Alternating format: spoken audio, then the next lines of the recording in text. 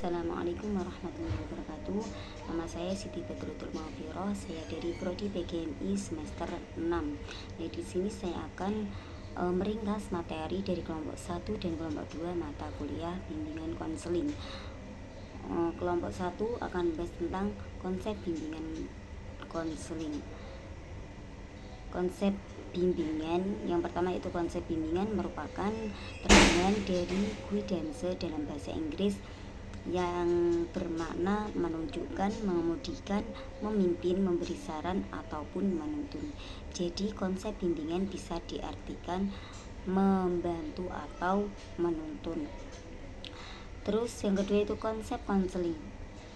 Konsep konseling dalam bahasa Indonesia itu bisa diartikan sebagai interaksi.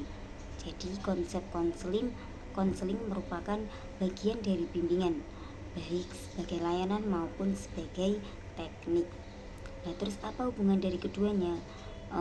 Hubungan dari bimbingan dan konseling itu mempunyai hubungan yang sangat erat, yakni saling melengkapi dalam membantu klien atau orang lain dalam memecahkan suatu permasalahan. Bisa mengubah pola hidup seseorang menjadi lebih benar, yaitu bisa mengubah pola hidup seseorang yang dulunya negatif menjadi positif, sehingga klien dapat mengarahkan hidup sesuai dengan tujuannya. Terus yang ketiga yaitu perbedaan konseling dan psikoterapi. Ada 4 perbedaan dari konseling dan psikoterapi, yaitu yang pertama, konseling berpusat pada masa kini dan masa yang akan datang. Sedangkan psikoterapi yaitu melihat atau berpusat pandang pada masa lalu dan masa kini. Perbedaan yang kedua yaitu konseling si individu tidak dianggap sakit mental atau dianggap normal. Sedangkan psikoterapi dianggap si individu dianggap sakit mental dan dianggap sebagai orang yang sakit. Terus yang ketiga yaitu dalam konseling, konselor mempunyai nilai-nilai dan sebagainya, tetapi tidak memaksa. Sedangkan psikoterapi yaitu terapis berusaha memaksakan nilai-nilai dan sebagainya. Perbedaan yang terakhir yaitu konseling berpusat pada tingkah laku, sedangkan psikoterapi yaitu berpusat pandang pada teknik-teknik yang dipakai. Terus selanjutnya fungsi bimbingan dan konseling. Di sini ada 5 fungsi bimbingan dan konseling, yaitu yang pertama fungsi pemahaman. Nah, fungsi pemahaman ini membantu peserta didik dalam mengenali atau memahami dirinya dan lingkungan di sekitarnya. Yang kedua yaitu fungsi pencegahan.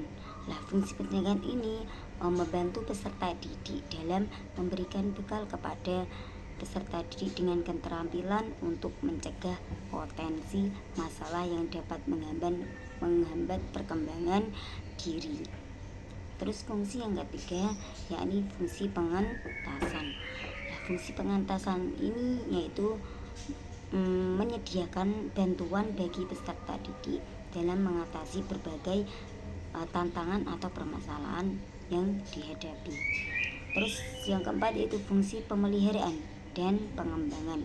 Nah, di sini fungsi ini mendukung peserta didik dalam memelihara dan mengembangkan potensi dan lingkungan yang baik.